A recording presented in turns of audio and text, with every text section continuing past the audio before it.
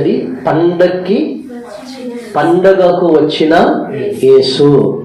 మరోసారి చెప్పండి. పండగకి లేదా వెళ్ళిన యేసు ప్రభువారు. పండగకి వెళ్ళిన యేసు ప్రభువారు. ఎందుకు యేసు ప్రభువారు పండగకి వచ్చాడు? మనం క్రిస్మస్ పండుగ చేసుకుంటున్నాం కదా. మనం చేస్తుంది ఎవరికి పండుగ? దేవుడికి పండుగ. కానీ అసలు దేవుడికి పండుగ అనేది ఎందుకు? ఆయనే పండగకి వస్తున్నాడంట. ఆయనే పండగకి వచ్చి ఆ పండుగలో పాల్పొంగులు పొందుతున్నాడంట. అంటే ఏసైలేని పండుగ ఎలా ఉంటుంది చెప్పండి? ఏసైలేని పండుగలు ఎలా ఉంటాయి? దేవుడు లేని పండుగలు అక్కడ గందరగోళాలు, ఇంకా లోక సంబంధంగా మనం చూస్తాం. ఇక్కడ పండగకు వచ్చిన యేసు అని రాయబడింది. యోహాను సువార్త 5వ అధ్యాయము 5వ అధ్యాయము మొదటి వచనాన్ని ఒకసారి చదవండి. యోహాను సువార్త 1వ అధ్యాయము 5వ అధ్యాయం 1వ వచనం. అటు తరువాత యూదుల పండుగ ఒకటి వచ్చెను గనుక యేసు యెరూషలేమునకు వెళ్ళెను. స్తోత్రం. ఎవరి పండుగ? అంటే యూదులు అంటే ఎవరు? క్రైస్తవులు. అంటే దేవుడు ఇప్పుడు మనం యూదులు అంటే క్రైస్తవుల పండగ ఒకటి వచ్చింది. క్రైస్తవులు అంటే ప్రత్యేకమేం కాదు, క్రీస్తుని కలిగిన వారు క్రైస్తవులు. దానికి ఒక మతం కాదు, లేదా ఒక కులం కాదు, అదే మరొకటి కాదు. క్రీస్తుని కలిగిన వారు ఎవరు? క్రైస్తవులు. వీళ్ళు పండగ వస్తే ఈ పండగకి ఎవరు వచ్చారట? యేసు ప్రభు వచ్చారు. వింటారా? అందరూ వినాలి, జాగ్రత్త వినాలి. యేసు ప్రభు వచ్చాడు పండగకి. యేసు ప్రభు ఎందుకు వచ్చాడు పండగకి? పండగలు ఎలాగ ఉంటుంది? మనం పండగ చేస్తున్నాం. ఈ పండుగలో మనం దేవుడి ప్రేమను ప్రకటిస్తాం. మన జీవితంలో ఒక పండుగ ప్రభు ఇచ్చాడు. ఆ పండగ దేవుడు మన జీవితాల్లో పండగ ఏంటంటే పిండి వంటలు వండుకోవటం, తర్వాత కొత్త బట్టలు కట్టుకోవటం, ఇంటి మీద స్టార్లు పెట్టుకోవటం, లైటింగ్స్ పెట్టుకోవటం, అదొక వ్యక్తి అంటే చేసేది ఒకటి. అసలైన పండుగ ఏంటి? లోపల హృదయంలో మనశ్శాంతి లేకుండా, ఇంట్లో సమాధానం లేకుండా, ఇంట్లో దారిద్ర్యంగా ఉండి, మన బతుకులంతా సందర్భంగా ఉండి, మనం చక్కని బట్టలు కట్టుకుని చక్కగా పిండి వంటలు వండుకుని తిరగలుగుతామా? ఒకవేళ అలా ఉంటే లోపలేమో ఏంటి? ఆందోళన, అసమాధానం. బయటికి మాత్రం పండగలాగా మనం ప్రవర్తిస్తాం. ఈ పండగ యేసు ప్రభువారు వచ్చిన పండగ మొదట బయట చేసుకునే పండుగ కాదు. అది నీ జీవితాల్లో ఇచ్చే పండుగ. అంటే మన జీవితాల్లో ఒక పండుగనిచ్చే ఒక పండుగ అది. ఆ పండుగ ఏంటో అసలు యేసు ప్రభువారు ఆ పండుగకి ఎందుకు వచ్చాడు? చూడండి, మనందరం ఈ లోక సంబంధమైన పండుగలకి వెళ్తాం. పండుగకి ఏం తెచ్చారంటే చెరుగెళ్ళ తీసుకొచ్చా ఉంటారు. అందుకే అనిల్ మన లోక చెరుగెళ్ళలు తెచ్చాం, తర్వాత ఆ బెలూన్స్ తెచ్చాం, తర్వాత అవి కొనుక్కొచ్చాం, ఈ కొనుక్కొచ్చాం అంటారు. తర్వాత కొన్ని పండుగలు వచ్చినాయి, కోడి పందాలని, తర్వాత ఆయని అంటారు. మరి కొన్ని పండుగలు అంటే రకరకాల పండుగలు ఆశ్రయిస్తూ ఉంటారు. కానీ యేసు ప్రభువారికి వచ్చిన పండగ ఎందుకు ఆ పండగకి వచ్చాడు? ఆ పండుగలో యేసు ప్రభువారు ఏం చేశాడు? ఆ యేసు ప్రభువారు చేసిన పని ఏంటి అనేది మీకు 3 విషయాలు చెప్తాను, చాలా జాగ్రత్తగా వినండి. యేసు ప్రభువారు ఆ పండుగకి వచ్చాడంట. రేపు మనం చేస్తున్న పండుగలో కూడా ఎవరు వస్తారు? యేసు ప్రభు వస్తారు. ఎలా వస్తాడు ఆయన? ఇక్కడ ఆయన రహస్యంగా వచ్చాడు. అంటే ఆత్మస్వరూపుడిగా మనం చేస్తున్న పండుగలోకి వస్తాడు. హల్లెలూయా! పండుగలోకి వస్తాడు. ఆ పండుగ మనం ఎలా ఆశ్రయించాలంటే, ఎలా ఆశ్రయిస్తారంటే ఒక మాట చెప్తాను. ఒక గొప్ప ఇంట్లో వాళ్ళ పాప ఉందంట, చిన్న పాప. ఆమె మొట్టమొదటి పుట్టినరోజు పండుగంట ఆ పాపది. అంటే ఫస్ట్ బర్త్డే, సంవత్సరం పాప కదా, ఫస్ట్ బర్త్డే. మరి వాళ్ళు గొప్పింటి వాళ్ళు చాలా డబ్బు కలిగిన వాళ్ళు, చాలా హోదా కలిగిన వారు, కారులో మేడలు మిద్దెలు ఉన్నవాళ్ళు. వాళ్ళు బర్త్డే ఎలా చేస్తారు చెప్పండి? చాలా గ్రాండ్గా చేస్తారు కదా. అలాగే బంధువులు అందరిని తీసుకొచ్చారు. చక్కగా పండగలాగా బర్త్డే జరుగుతుంది. పండగలాగా బర్త్డే జరుగుతుంది. భోజనం ఏర్పాటు చేశారు, తర్వాత అవి ఏర్పాటు చేశారు, ఇవి ఏర్పాటు చేశారు, తర్వాత వెరైటీలు, రకరకాల వెరైటీలు వంటకాలు ఏర్పాటు చేశారు. అంటే వాళ్ళ స్థాయికి తగ్గట్టుగా ఏం ఏర్పాటు చేశారు? వాళ్ళ స్థాయికి తగ్గట్టుగా వాళ్ళు ఈ కార్యక్రమాలని ఏర్పాటు చేశారు. అందులో భోజనం చేసిన తర్వాత వాళ్ళు ఏం చేస్తున్నారంటే, అప్పుడు గిఫ్ట్లు ఉన్నాయి కదా, ఏం గిఫ్ట్లు ఇస్తారు కదా, ఏదో ఒకటి ఇస్తారు కదా తీసుకొచ్చి, ఆ గిఫ్ట్లు ఇస్తున్నారు.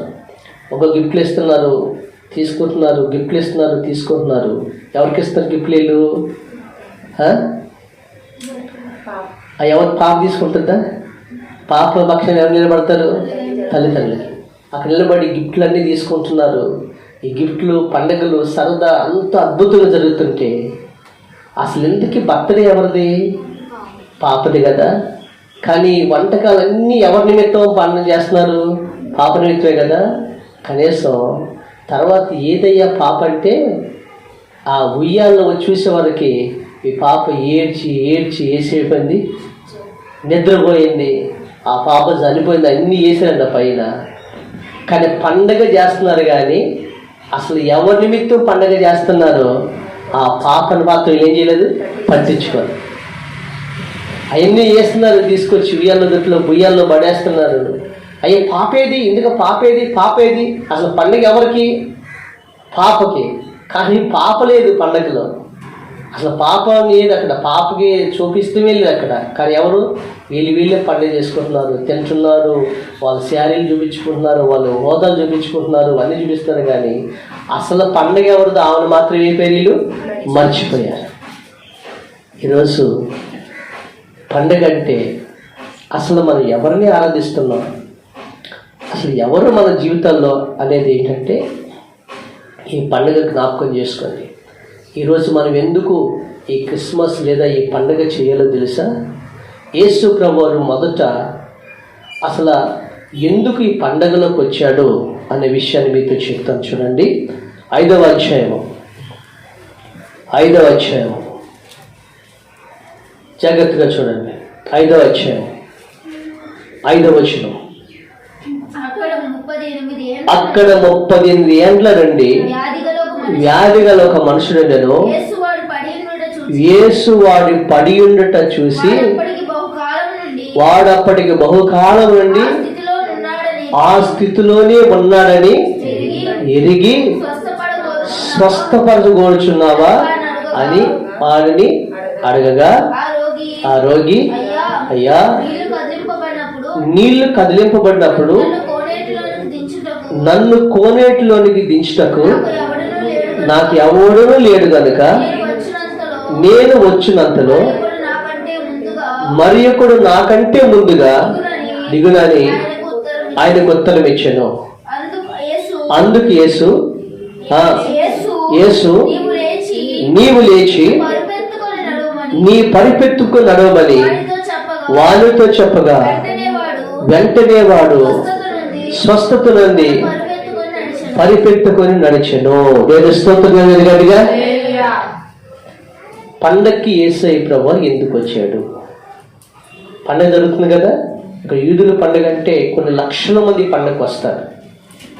యెరూషలేము దేశంలో, ఇజ్రాయెల్ దేశంలో యెరూషలేము మహాపట్టణంలో అక్కడ కొన్ని లక్షల మంది యూదులు ఈ పండగకు వస్తారు. ఈ పండగలకి లక్షల మంది వచ్చారు. వాళ్ళు చక్కగా రకరకాల వాళ్ళు చేయవలసిన పనులు, వాళ్ళు ఆరాధించడం, మందిరాల్లో అన్నీ కూడా చేస్తుంటే ఆ పండగకి ఎవరు వచ్చారంట? యేసు ప్రభువారు వచ్చారంట.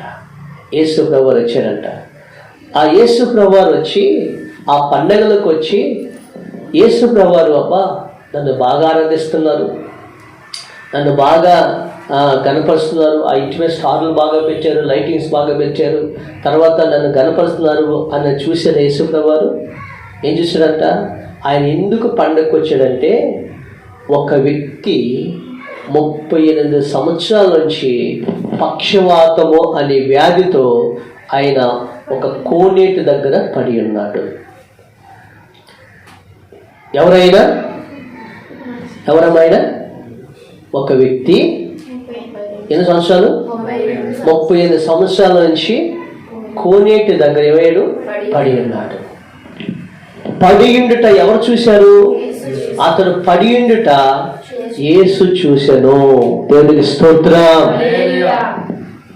గమనించండి, మొట్టమొదటిగా చెప్పే మాట ఏంటంటే, యేసు ప్రభు వారు పండగకి ఎందుకు వచ్చాడంటే, అతడు పడి ఉన్నాడు, వ్యాధితో పడి ఉన్నాడు. ఆయన చుట్టూ కొన్ని లక్షల మంది ఉన్నారు కదా, ఉన్నారా లేదా? చెప్పండి, ఉన్నారా లేదా? ఆయన చుట్టూ లక్షల మంది ఉన్నారు. ఆయన చుట్టూ వాళ్ళ ఊరు వాళ్ళు ఉన్నారు, ఆయన చుట్టూ వాళ్ళ బంధువులు ఉన్నారు, ఆయన చుట్టూ తన తోబుట్టువులు ఉన్నారు. వారందరూ ఉన్నారు. వారందరూ కూడా ఆ పండగకు వస్తున్నారు, ప్రతి సంవత్సరం పండగకు వస్తున్నారు. కానీ ఇతను పడినట చూశారు, కానీ అతను పట్టించుకోవాలి. మీకు అర్థమైందా? అమ్మ, పక్కన మనిషిని చూడరా? ఎవరన్నా ఇప్పుడు మనిషి మీద పడిపోయింటే ఆ మనిషిని చూడరా? చూస్తారా లేదా? ఇప్పుడు మందులోకి వచ్చి నువ్వు అందరం చూస్తావా లేదా? అందరు చూస్తావు. అతడు 38 సంవత్సరాల నుంచి అదే వ్యాధితో పడుంటే, 38 సంవత్సరాల నుంచి లక్షలాది మంది పండగకు వస్తున్నారు, కానీ అతను పట్టించుకున్న వాడు ఎవ్వరు కూడా లేరు. ఇతని మనసులో ఏమనుకుంటాడు? నేను బాగుంటే, నేను కూడా ఆరోగ్యంగా ఉంటే, కాళ్ళు చేతులు నాకు బాగుంటే, నేను కూడా నా భార్య బిడ్డలతో ఈ పండగలోకి వచ్చి ఈ పండగలో నేను కూడా సంతోషించేవాడిని కదా అనుకుంటాడు లేదా? మనసులో అనుకుంటాడు లేదా? కానీ ప్రతి సంవత్సరం పండగ ఇదే అనుకుంటూ ఉంటాడు. ప్రతి ఒక్కరు చూసి మళ్ళీ జాలిపడేది కాకుండా, ఈయన పక్షవాతం కలిగిన వాడు అని అసహించుకుంటూ కొంతమంది ఏం చేస్తారు? భిక్ష వేస్తూ ఉంటారు. వేస్తారు లేదా? చిన్న డబ్బులు వేస్తూ ఉంటారు. అంటే ఈ గొప్పలాగా డబ్బులు వేస్తూ భిక్ష వేస్తూ ఉంటారు. అంత హీనమైన జీవితాన్ని అతను జీవిస్తున్నాడు. వింటున్నారా? అంత హీనమైన జీవితాన్ని అతను జీవిస్తున్నాడు. అతను 38 సంవత్సరాలు పడి ఉంటే ఒక్కరు కూడా అతను పట్టించుకోవాలా. ఈరోజు మన విషయానికి వస్తే, ఈరోజు నీ విషయానికి వస్తే, ఈరోజు నా విషయానికి వస్తే, ఒకప్పుడు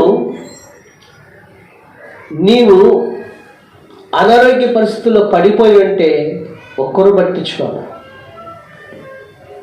ఒకప్పుడు నీకు తిండికి లేక అల్లాడుతుంటే ఒక్కరు పట్టించుకోవాలి.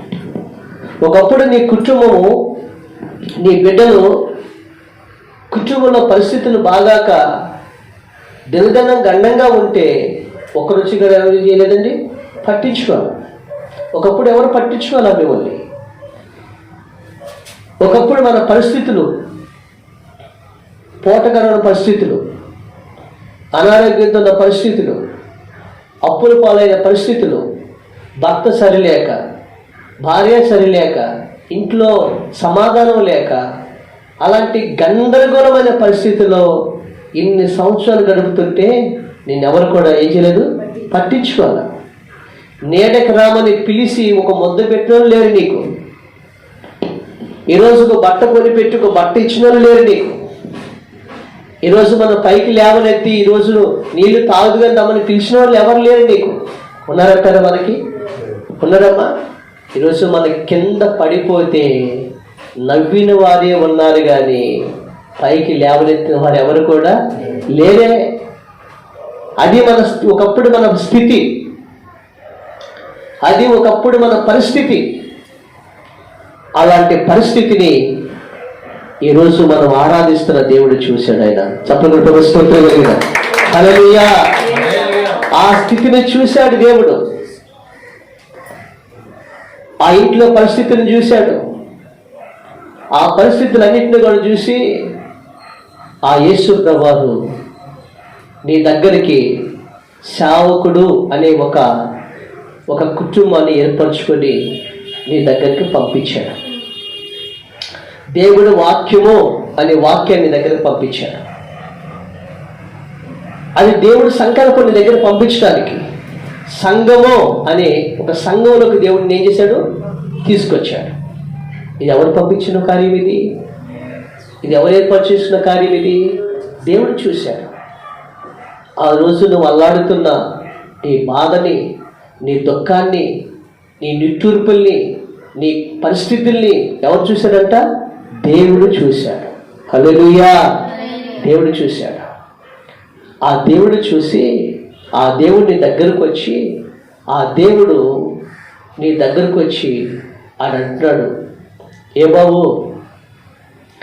ఎవరు అడుగుతున్నాడు తెలుసు? అయినా నీవు స్వస్థపరచగోరు చున్నావా అని వారిని అడిగాడు.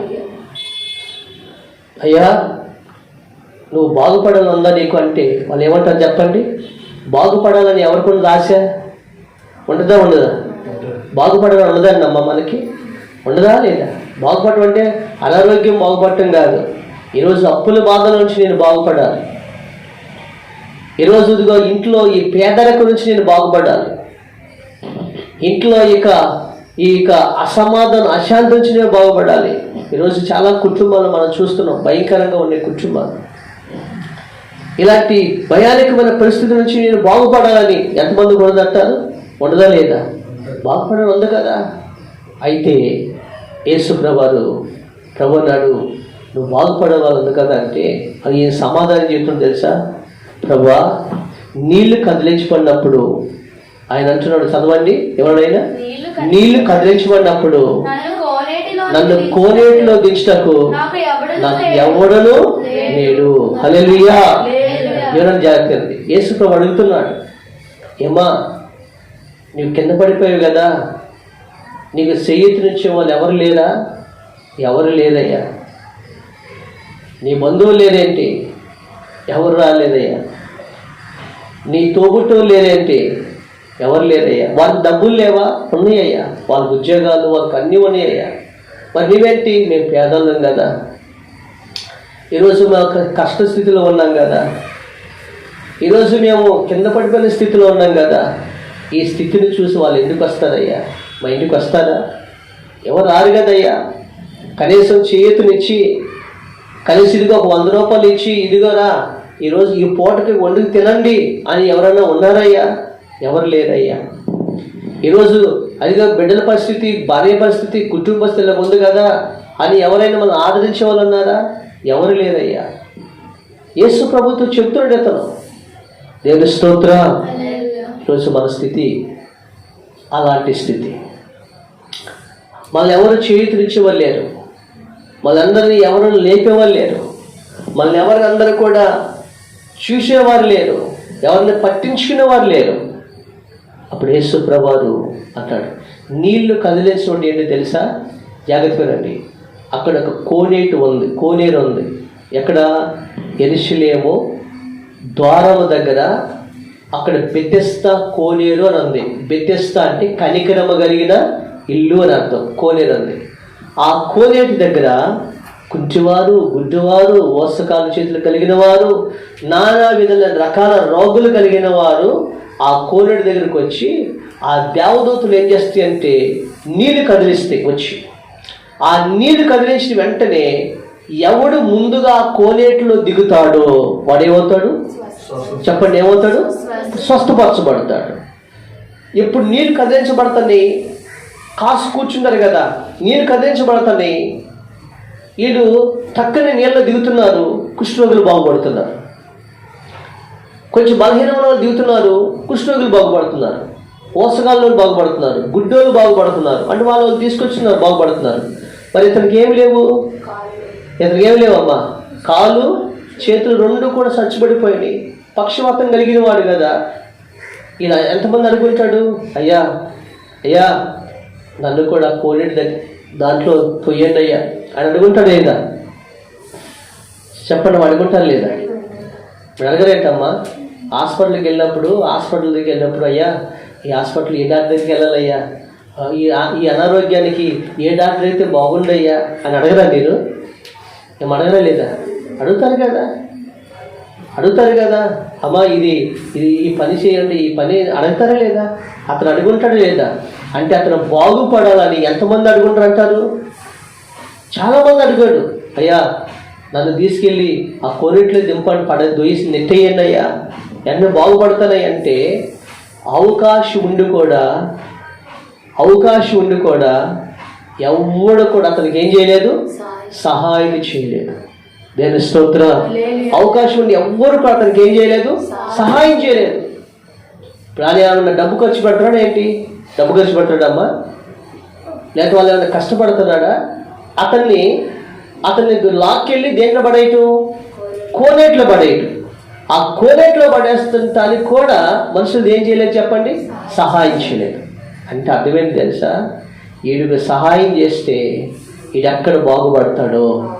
అవునా కాదా? ఏ సహాయం చేస్తే, వీడికి కానీ సహాయం చేస్తే, వీడికి కానీ చేయూతనిస్తే, వీడు కానీ పైకి తీసుకొస్తే, వీడు కానీ ఆరోగ్యవంతుడైతే వీడెక్కడ బాగుపడతాడో అని ఈయన ఏం చేయలేదు, దీనికి సహాయం చేయలేదు. గమనిస్తున్నారా? సహాయం చేయలేదు. ఎన్ని సంవత్సరాలు బట్టి బతుకులాడుతుండో ఇతను? ఎన్ని సంవత్సరాలు బట్టమ్మా? ఎన్ని సంవత్సరాలు? 38 సంవత్సరాల నుండి తన స్థితి అలాగుంది. 38 సంవత్సరాలు బతికులాడుతున్నాడు. పక్కనే కోనేరు, ఆ పక్కనే పడి ఉన్నాడు. కానీ తను దొర్లుకుంటూ వెళ్ళే లోపే దిగేస్తున్నారు, ధ్యానం వెళ్ళిపోతున్నారు. మరలా వస్తున్నాడు, మళ్ళా అడుక్కుంటున్నాడు. అంటే 38 సంవత్సరాల నుండి తన బ్రతుకు అంతా కూడా అదే స్థితి. అందరు పండుగకు వస్తున్నారు, కొత్త బట్టలు కట్టుకుంటున్నారు, బంగారాలు వేసుకుంటున్నారు, చక్కగా అన్నీ వస్తున్నాయి. కానీ ఇతను మాత్రం ఎవరు కూడా పట్టించుకోవట్లేదు. మన బంధువులు కాడా ఏదైనా పండగలకి వెళ్తే వాళ్ళు ఏం చేస్తారు చెప్పండి? మరి మంచి చీరలు, మంచి బంగారాలు, మంచి కార్లు, మంచి అన్ని హోదాలన్నీ వేసుకుని వస్తారు.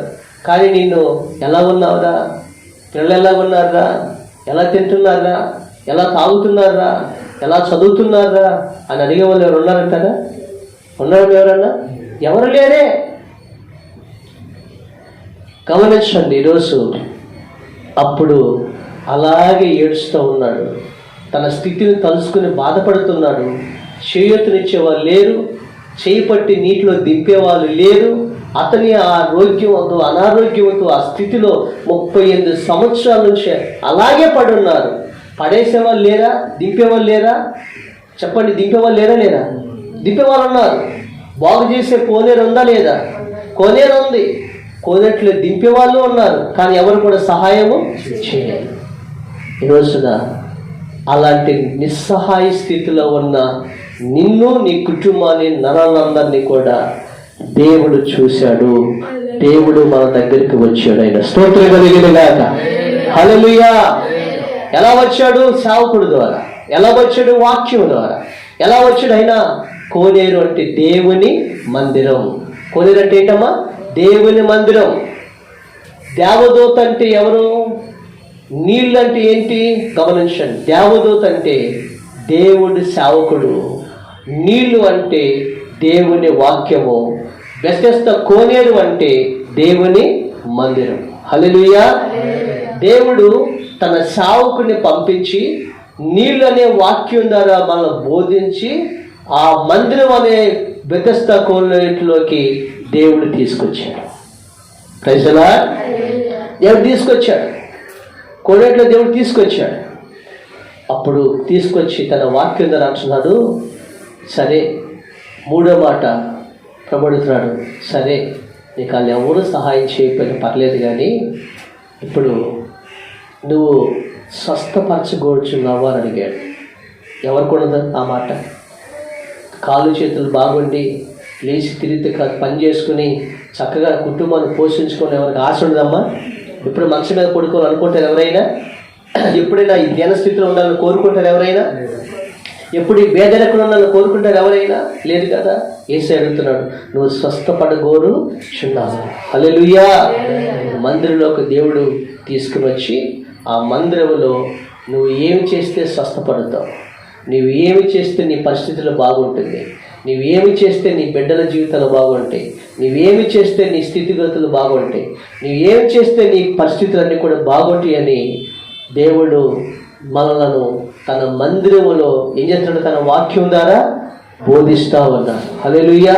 వాక్యం ద్వారా బోధిస్తూ సేవకులు మళ్ళీ ప్రార్థన చేస్తూ ఆ క్రమశిక్షణ నడిపిస్తూ ఆ సేవకుల ద్వారా దేవుడు అదే దోత ద్వారా దేవుడు ఇలా చేయిస్తూ అన్ని క్రమాల్లో వ్యత్యస్త కోనేరైన మందిరంలో ఈరోజు మిమ్మల్ని కట్టాడైన ప్రభు స్తోత్ర. మారు మనసు పొంది బాప్తిస్మ పొంది ఈరోజు దేవుడి సన్నిధిలోకి వచ్చి ఒక క్రమశిక్షణలో దేవుడు ఏం చేశాడు? సేవకుడు దేవుడి దగ్గర దేవుడు పెట్టి పెంచుతూ వచ్చాడు. అప్పుడు యేసు ప్రభు అన్నాడు, ఏమన్నా తెలుసండి? 5వ అధ్యాయము ఒక మాట ఉంది కదా, అప్పుడు 8వ వచనం చూడండి. అప్పుడు యేసు నీవు లేచి నీ పరిపెట్టుకొని నడుమని వారితో చెప్పగా వెంటనే వాడు స్వస్థత నుండి తన పరిపెట్టుకొని తప్పకుండా ప్రభు స్తోత్రం నుండి కలిగారు. హల్లెలూయా. ఎన్ని సంవత్సరాలు? 38 సంవత్సరాల నుంచి పడి ఉన్న వాడిని దేవుడు ఏం చేశాడు? చూశాడు. రెండవది, పడి ఉన్న వాడి దగ్గరికి యేసు ప్రభువు వచ్చాడు. మూడవది, పడి ఉన్న వాడిని దేవుడు ఏం చేశాడు చెప్పండి? పైకి లేవనెత్తి అతన్ని నడిపించాడు. ప్రభు స్తోత్రం కలిగలిగా. అంటే దేవుడు సడన్గా నీ స్థితిగతులను ఏం చేస్తాడైనా మార్చేశాడు. నీ స్థితిగతులు మార్చేశాడు. నీ స్థితిగతులను ఏం చేశాడు? దేవుడు మార్చేశాడు. ఎలా మార్చాడు తెలుసా? 35 సంవత్సరాలు నిన్ను పట్టించుకున్న వారు, 35 సంవత్సరాలు నిన్ను చిన్న చూపు చూసిన వారు, 35 సంవత్సరాలు అసలు నువ్వు అనేవాడు ఒకడు ఉన్నావా అని అసలు నీ వైపు కూడా కన్నెత్తి చూడని వారు ఆశ్చర్యం చెందే రీతిగా దేవుడు ఏం చేసిన తన్ని ఆశీర్వదించాడు. Praise the lord. ఆశీర్వదించాడు. ఈరోజు నీ జీవితాన్ని కూడా, నీ స్థితిగతులు కూడా ఈరోజు నిన్ను ఆశీర్వదించే విధానాన్ని చూస్తే చెప్పమంటారండి, ఆ దేవుణ్ణి వదలవండి, ఆ ప్రభుని గట్టిగా పట్టుకుంటామండి. అలాగే సడన్గా ఇంకా ఏమో హాస్పిటల్కి తీసుకెళ్తావు అదేమన్నా ప్రభునుడా? ఎక్కువ మాటల్లా నీ పరిపెట్టుకుని నడవబడాడు అంతే. దేవుని స్తోత్రం.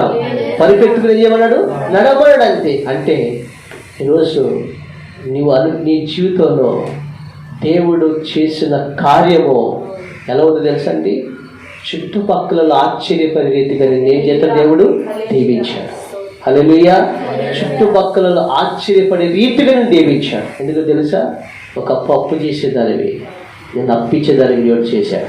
ప్రజలా ఒకప్పుడు కింద దానికి ఉండేదానివి దేవుడు ఎలా మార్చి నేను పైవాడిగా చేశాడు.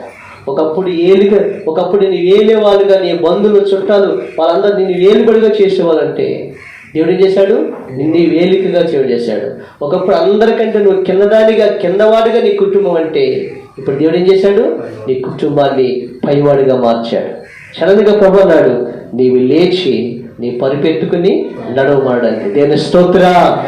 దేవుడు నీ జీవితాన్ని, నీ స్థితిగతులన్నీ కూడా 38 సంవత్సరాలు బట్టి కనిపెట్టాడు. ఆ 38 సంవత్సరాల్లో 38 సెకండ్స్లో దేవుడు స్థితిగతులు ఏం చేశాడు? ఆయన మార్చేశాడు. Praise the lord. అది ఎలాగైనా మారుస్తాడు నీ జీవితాన్ని, ఏ రీతిగానే మారుస్తాడు జీవితం. ఎందుకని తెలుసా?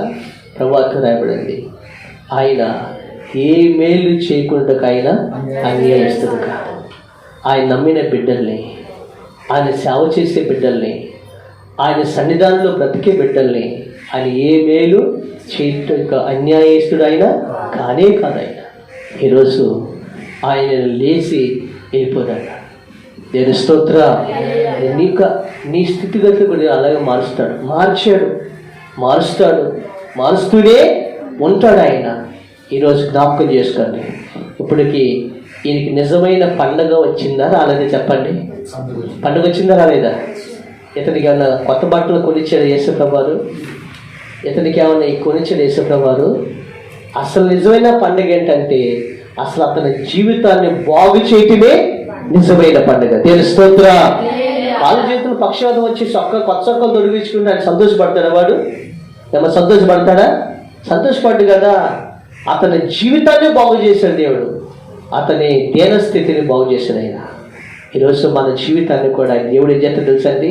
అనగా పక్షవాతము కలిగిన ఆ వ్యక్తి జీవితాన్ని బాగు చేశాడు. అనగా మానసికంగా పక్షవాత స్థితి కలిగిన మన బ్రతుకులను, ఒకవేళ అతను నిజంగా పక్షవాతం వస్తే పడిపోయిన మన బ్రతుకులను ఆయన పైకి లేవనెత్తి ఈరోజు ఎక్కడ నడిపించాడు తెలుసండి? ఎక్కడ నడిపి చెప్పండి? ఎక్కడ నడిపించాడు ఆయన? ఆయన పచ్చిక గల చోట్ల ఆయన మనను పరుండి చేశాడు. శాంతికరమైన జనం చేత అయినా నడిపించాడు. Praise the lord. ఒకప్పుడు ఇంట్లో శాంతి లేదే, ఒకప్పుడు గందరగోళమే, ఒకప్పుడు అసమాధానమే, ఒకప్పుడు ఇంట్లోకి వెళ్ళాలంటే భయమే, ఒకప్పుడు మన కుటుంబాల్లో మనశ్శాంతి ఉండేది కాదే. అలాంటిది ఈరోజు ఇప్పుడు ఎక్కడ నడిపించాడు అంటే శాంతికరమైన జలముల దగ్గర నడిపించాడు ఆయన. స్తోత్ర. జలముల దగ్గర నడిపించాడు ఆయన. ఎక్కడ నడిపించాడయ్యా ఆయన అంటే ప్రవచనం. ఎక్కడ నడిపించాడు తెలుసా అండి? యోసేపుని ఐగుప్తు దేశానికి నడిపించి అక్కడ యోసేపుని ఒక ప్రధానుడిగా చేసి ప్రజలందరూ కూడా యోసేపుని చూసినట్లుగా దేవుడు ఆస్వాదించాడు. హల్లెలూయా. ప్రజలందరి మధ్య నడిపించాడు. ఈ రోజున నిన్ను ఎక్కడ నడిపిస్తున్నాడు తెలుసా? ఈరోజు నీ బంధువుల దగ్గరికి వెళ్తున్నావు. ఈ రోజున ఎక్కడికి వెళ్తున్నావు? నీ తోబుట్టుల దగ్గరికి వెళ్తున్నావు. ఈ రోజున వీళ్ళందరి దగ్గరికి వెళ్తున్నావు. ఎలా వెళ్తున్నావు? బాగుపడి వెళ్తున్నావు. Praise the lord. దీవించబడి వెళ్తున్నావు. ఈ రోజున స్వస్థత పొంది వెళ్తున్నావు. ఈ రోజున ఒక స్థితిమంతుడిగా కలిగి వెళ్తున్నావు. అవునా కదా? నడిపించడే లేదా ఆయన? మనం నడిపించడు ఆయన. ప్రభు స్తోత్రం కలిగేదిగా. చాలామంది ఇక్కడ ఏం చేస్తారంటే ఇలాంటి స్థితిమంతులుగా చేసిన తర్వాత, బాగుపడిన తర్వాత, చెప్పమంటారా? బాగుపడిన తర్వాత ఈయన ఏం చేశాడు చూడండి. 5వ అధ్యాయం 14వ వచనం. అటు తర్వాత యేసు దేవాలయంలో వారిని చూసి, ఇదిగో స్వస్థత నొందితివి, మరి ఎక్కువ కీడు నీకు కలగకున్నట్లు ఇక నువ్వు పాపము చేయకమని చెప్పగా. హల్లెలూయా. ఇప్పుడు బాగుపడిన వ్యక్తి ఎక్కడ కనిపించాడమ్మా? దేవాలయంలో కనిపించాడు. అర్థమైందా? అంటే బాగుపడిన వ్యక్తి ఎక్కడ కనిపించాడు? దేవాలయం కనిపించాడు. అంటే దేవుని సన్నిధిలో కనిపించాడు. ఓకేనా? దేవుని సన్నిధిలో కనిపించాడు. అంటే ఏ దేవుడైతే బాగు చేశాడో, ఏ దేవుడైతే, ఏ సంఘంలో అయితే దేవుడిని స్వస్థపరిచాడో, ఏ సావుకుడు వాక్యం నీళ్లు కదిలించి వాక్యం ద్వారా నేను సరిచేశాడో, ఏక సేవ సంఘం కింద నేను కట్టాడో అక్కడ కనిపించాడు. నేను స్తోత్రం. అక్కడ కనిపించి అంటాడు, ఇదిగో నువ్వు బాగుపడ్డావు కదా. ఒకప్పుడు వాళ్ళు చేసినట్లుగా నువ్వు చేయక, అంతేనా? వాళ్ళు ఏం చేశారు? నువ్వు పడిపోయినప్పుడు ఎవరన్నా నేను పైకి లేవనెత్తారా? వాళ్ళు ఏం చేశారు? కనీసం నీకు చేయూతనిచ్చారా? వాళ్ళు ఏం చేశారు? కనీసం వాళ్ళు ఎవరన్నా లేవనెత్తారా? అంతే కదమ్మా, లేవనెత్తలేదు కదా. వాళ్ళు చేసినట్లు నువ్వు చేయొద్దు. వాళ్ళు దీవించబడ్డారు. ఏం చేశారు చెప్పండి? దీవించబడిన తర్వాత ఏం చేశాడమ్మా? సౌలు ఉన్నాడు. సౌలు దీవించబడ్డాడు. దీవించబడిన తర్వాత సౌలు ఏం చేశాడు చెప్పండి? మీరు చదువుగా తెలిసిన చెప్పండి. ఏం చేశాడు? సౌలు దీవించబడిన తర్వాత, రాజు అయిన తర్వాత ఏం చేశాడు? సౌలు ఏం చేశాడమ్మా అంటే దేవుడికి చేయవలసిన అన్నీ కూడా చేయకుండా ఏం చేస్తాడు ఆయన? తాను దోపుడు సొమ్ముతో ఫిలిస్తీన్లతో జట్టు కట్టాడు. ప్రజలా అంతే కదా. అంటే సౌలు ఏం చేశాడు? దేవుడిని మర్చిపోయాడు. అదే దేవుడికి బలి అర్పిస్తున్నాడు కానీ ఏం చేశాడు ఆయన? దేవుడిని మర్చిపోయాడు. జ్ఞాపకం చేసుకోండి. ఎందుకు మర్చిపోయాడు? రాజరికాన్ని ఇచ్చాడు, ఐశ్వర్యాన్ని ఇచ్చాడు, దేవదారు మాలతో కట్టబడిన ఇల్లుని ఇచ్చాడు. అన్నీ ఇచ్చిన తర్వాత సౌలు అంటాడు, ఏం చేసి చెప్పండి? ఏం చేస్తాడు ఆయన? ఇచ్చిన దేవుణ్ణి మర్చిపోయాడు. ఇచ్చిన దేవుడినే మర్చిపోయాడు. ఇచ్చిన దేవుడిని మర్చిపోయాడు. గమనించండి, ఈరోజు 10 మంది కుష్ఠరోగులతో యేసు ప్రభు దగ్గరికి వస్తే యేసు ప్రభుని ఆ 10 మంది కుష్ఠరోగుల్లో 10 మంది కుష్ఠరోగులు బాగుపడ్డారు. 10 మంది కుష్ఠరోగులు బాగుపడితే యేసు ప్రభు దగ్గరికి వచ్చింది ఎంతమంది? ఏమయ్యా ఇప్పుడు నిన్నది మాట. యేసు ప్రభు దగ్గరికి వచ్చి ఎంతమంది? ఒక్కడు వచ్చాడు. దేవుని స్తోత్ర. ఎంతమంది చెప్పండి? ఒక్కడు వచ్చాడు. యేసు ప్రభు దగ్గరికి వచ్చాడు. యేసు ప్రభు ఆ కదమ 9 మంది ఏమైపోయారు అని యేసు ప్రభు అడుగుతున్నాడు. అంటే ఇదిగో నువ్వు స్వస్థత పొందితివి, నువ్వు మరి ఎక్కువ కీడు కలుగుకున్నట్లు ఏం చేయొద్దు, పాపము చేయొద్దు. మరి ఎక్కువ కీడు కలుగుతుంది నీకు. ఎందుకో తెలుసా? ఈరోజు నేను నిన్ను బాగు చేశా, ఈరోజు నేను స్వస్థపరిచా, ఈరోజు ఒక స్థానంలో పెట్టా, ఈరోజు ఒక అన్నీ ఇచ్చా. అంటే సౌలు ఏం చేశాడు తెలుసా? దేవుణ్ణి మర్చిపోయాడు, దెయ్యాల వైపు వెళ్ళాడు. సౌలు ఏం చేసి తెలుసా? అన్నీ మర్చిపోయాడు. ఇప్పుడు దావీదు ఏం చేశాడు చెప్పండి అమ్మా? దావీదు చేసేది చెప్పండి. దావీదు ఏం చేశాడు? దావీదుకి ఎవరైతే అలాంటి కష్టస్థితిలో ఉన్నప్పుడు దేవుడు ఎవరిని ఏర్పాటు చేశాడు? దావీదుకి యోనాతాను ఏర్పాటు చేస్తే ఆ యోనాతాను ఆహారం పెట్టాడు, యోనాతాను ఆపదల్లో తప్పించాడు, యోనాతాను అతనికి అన్ని సహాయం చేస్తే యోనాతాను తన చనిపోయారు, అందరూ చనిపోతే రాజు అయిన తర్వాత దావీదు ఏం చేశాడు చెప్పండి? ఏం చేసి చెప్పండి? అంటే కృతజ్ఞత. ప్రజలా ప్రభువుని కదా, ఇదిగో నువ్వు బాగుపడితివి, మరి ఎక్కువ కీడు కనుక్కున్నాడు. బాగుపడిన సౌలు ఏం చేశాడు తెలుసా? ఏం చేశాడు చెప్పండి? బాగుపడిన సౌలు దేవుడు దీవించిన తర్వాత, రాజైన తర్వాత, ఐశ్వర్యవంతులైన తర్వాత, అతని దేవదారుమాలతో కట్టబడిన ఇల్లును కట్టుకున్న తర్వాత, మంది మార్గం వచ్చిన తర్వాత, అన్నీ వచ్చిన తర్వాత ఎవరు మర్చిపోయాడండి? ఏ దావీదైతే సౌలుకి ఆ రోజు సహాయం చేశాడో, అనగా గొల్లియాతును చంపబోతే సౌలు ఏమైపోయేవాడు? సహాయం చేశాడు. ఏ దావీదైతే సౌలుకి అండగా నిలబడ్డాడో ఆ దావీదుని చంపటానికి ఏం చేశాడు? ప్రయత్నం చేశాడు. ఎవరు? సౌలు దావీదుని చంపడానికి ప్రయత్నం చేశాడు. ఆ సౌలు దేవుణ్ణి మర్చిపోయాడు. ఆ సౌలు సమస్తాన్ని మర్చిపోయాడు. దేన్ని బట్టి? దేవుడు దీవించిన దానిని బట్టి. ప్రజలా ఈరోజు నీ విషయం ఒక మాట తెలుసా? దేవుడు దీవించిన దాన్ని బట్టి, దేవుడు దీవించిన దాన్ని బట్టి ఒకవేళ దేవుణ్ణి మర్చిపోతే, ఆ సౌలు గురించి ఒక మాట రాయబడింది. సౌలు ఒక దుర్మార్గుడు, హృదయంతరంగములో అంతా కూడా దుర్మార్గత కలిగి దావీదుని ఎప్పుడు చంపుదామా అని చూస్తూ ఉన్నాడు. దావీదు ఎవరు? దేవుని చేత అభిషేకించబడినవాడు. హల్లెలూయా. ఎవరి చేత అభిషేకించబడినవాడు? దేవుని చేత అభిషేకించబడినటువంటి దావీదునే చంపడానికి ప్లాన్ చేస్తున్నాడు. దేంట్లో? దుర్మార్గత కలిగిన వాడు. ఎవరు? ఈ రోజున మేలు చేసిన వారి వెనకాల కీడు చేసే హృదయాంతరంగములు కలిగిన వారు ఉన్నారు. పైకి మనం మేలుగా ఉంటారు, పైకి సేవకులతోనే ఉంటారు, సంఘంలో ఉంటారు, దేవుడితో ఉంటారు, కానీ హృదయం మాత్రం ఎలాగో చెప్పండి, సౌలు హృదయం కలిగిన వారు ఉన్నారు. సౌలు హృదయం కలిగిన వారు ఉన్నారు. అలాంటి హృదయం కలిగిన వాడు దావీదును చంపాలని, దావీదుని అంతమొందించాలని ప్రయత్నం చేస్తే జగత్తు ఏం జరిగింది? మరీ ఎక్కువ కీడు ఎవరు జరిగింది చెప్పండి? సౌలుకు జరిగింది. జరిగిందా లేదా? ఏ కీడు జరిగింది? మరి ఎక్కువ కీడు ఎవరు జరిగింది? సౌలుకు జరిగింది. జరిగిందా లేదా? ఒకప్పుడు కీడేంటి? గాడిదలు పోవటమే. దేవుడు గాడిదలు ఇచ్చాడు, కానీ ఇప్పుడు దేవుడు చేసిన మేలును మర్చిపోయాడు. అవన్నీ దేవుడు మర్చిపోయి, కానీ దేవుడితో ఉన్నాడు, కానీ అన్నీ మర్చిపోయాడు. అయితే మరి ఎక్కువ కీడు కట్టుకున్నాడు. ఏమైపోయింది చెప్పండి? తనదంతా కూడా వచ్చి ఫిలిష్తీయులు ఏం చేశారు?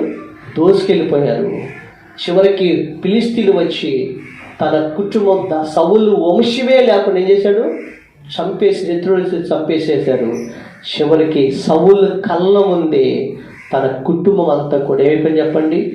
కీడు నవ్వించి చనిపోయింది. అయితే దావీదు ఏం చేశాడో తెలుసా?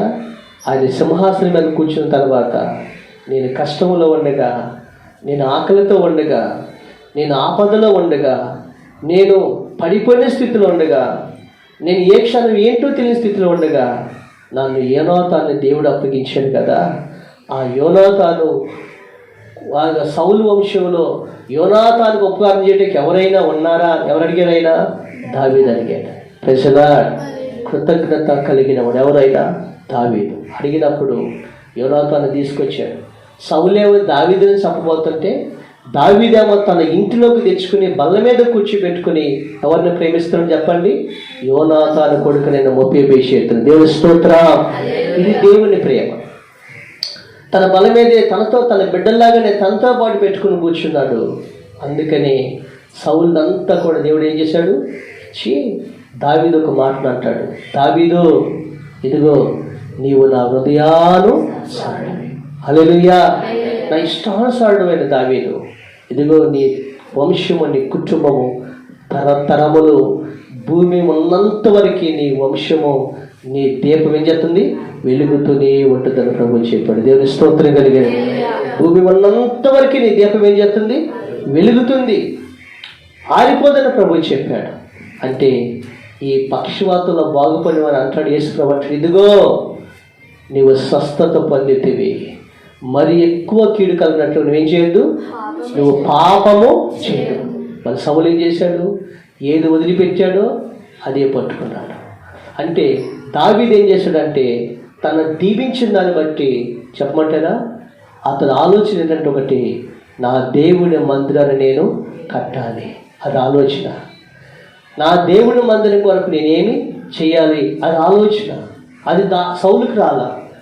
నా దేవుని కొరకు నేను ఏం చేయాలో ఆలోచిస్తుంటే యేసు ప్రభు చెబుతున్నాడు, నాతాంతో చెబుతాడు, ప్రవక్తతో చెబుతున్నాడు, నా సేవకుడైన దావీదు నా మందసం ధ్యానాల మధ్యలో ఉందని, నా మందసాన్ని నా మందిరం కట్టించాలని దావీదు ఆలోచిస్తున్నాడు. ఎంత హృదయ రహస్యాలు ఎరిగినవాడండి. ప్రజలా సౌలు హృదయాన్ని దేవుడు చూశాడు, తర్వాత దావీదు హృదయాన్ని దేవుడు చూశాడంట. చూశారా? సౌలు హృదయాన్ని దేవుడు చూశాడు, దావీదు హృదయాన్ని దేవుడు చూశాడు. చూసి మురిసిపోయి దేవుడు అంటాడు, ఆ ఘనత నీ కుమారుడికి ఇస్తాను. ఎవరికి ఇస్తాను? ఆ ఘనత నీ కుమారుడికి ఇస్తాను అని దావీదు ఒక మాట చెప్తాడు. నేను నా దేవుడికి చేత, నా దేవుడి మందిరపు మక్కువ చేత, నా దేవుడి మందిరపు మక్కువ చేత నా సొంతమైన బంగారమును, వెండిని, ఇంకా బైబిల్ రాయలుగా ఎవరి మొక్కు చేత అంట? ఎవరికి మొక్కు? దేని మీద మొక్కు ఆయనకి? దేవుడి మందిరం పట్ల, దేవుడి పట్ల మొక్కు. ఎవరికి? దావీదుకి. మరి సౌలుకి దేని పట్ల మొక్కువ? చెప్పండి, దేని పట్ల మొక్కువ అంటే? దోపుడు సొమ్ము పట్ల మొక్కువ, ఫిలిస్తీన్ల ధనం పట్ల మొక్కువ. తాను దాచుకుందాం అనుకున్నాడు కానీ, తాను అదే అనుకున్నాడు కానీ అసలు దేవుడి గురించి ఆలోచనే అతను రాలేదు. కానీ దావీదు అంటాడు, దేవుడి గురించి ఆలోచిస్తే ఆ ఘనతను ఎవరికి ఇస్తాననుకున్నాడు ఆయన? దేవుడికి, దావీదు కొడుకు ఇస్తాడు ఆయన. దేవుని స్తోత్రం. అందుకని దావీదు దీపము భూమి ఉన్నంత వరకు దీవించబడ్డాడు. ఈరోజున చేసిన మేలుకు తగినట్లుగా సౌలు జీవించలేదు. మరీ ఎక్కువ కీడు కలిగి తన కుటుంబం, వంశం అంతా కూడా ఏమైపోయింది? పతనమైపోయింది, సంహరించబడ్డాడు. చేసిన మేలుకు తగినట్లుగా దావీదు బ్రతికాడు, కృతజ్ఞత కలిగి ఉన్నాడు. దావీదు దీపము భూమి ఉన్నంత వరకు ఆరిపోదని ప్రభు చెప్పాడు. యేసు ప్రభు ఇదే చెప్పాడు, 38 సంవత్సరాల నుంచి నువ్వు పడి ఉన్నావు, నేను పైకి లేవనెత్తేవారు నీ చుట్టూనే ఉన్నారు. ప్రతి సంవత్సరం పండుగకు వస్తున్నారు, ప్రతి సంవత్సరం పండుగకు వస్తున్నా నీ తోబుట్టులు వస్తున్నారు, నీ బంధువులు వస్తున్నారు, నీ చుట్టాలు వస్తున్నారు, నీ చేరువలు వస్తున్నారు, వీళ్ళందరూ వస్తున్నారు. కానీ ఒక్కరోజున నేను పైకి లేవనెత్తారా? ఒక్కరోజునైనా నీకు సహాయం చేయాలని ఆలోచన వచ్చిందా? ఒక్కరోజునైనా వచ్చి అయ్యో ఆ కోనేటిలో నెట్టితే వీడు బాగుపడతాడు ఎవడన్నా ఆలోచించాడా? ఎందుకు ఆలోచించలా? అతన్ని కోనేట్లో నెడితే ఇతను బాగుపడతాడు, ఎక్కడ బాగుపడతారోనని మొక్కం సాటేసుకెళ్ళిపోయారు. అవునే కదా? అంటే ఎవరు కూడా 35 సంవత్సరాలు బట్టి కొత్త అవసరం ఏమంటారు? ఇలా భిక్ష వేసినట్లుగా చేస్తున్నారు. 35 సంవత్సరాల నుంచి ఎవరైనా ఏం తింటున్నారా? ఏం తాగుతున్నావురా, ఎలా బతుకుతున్నావురా అని ఎవరైనా అడిగారా? ఎవరు అడగలేదు. బంధువులు అడిగారా?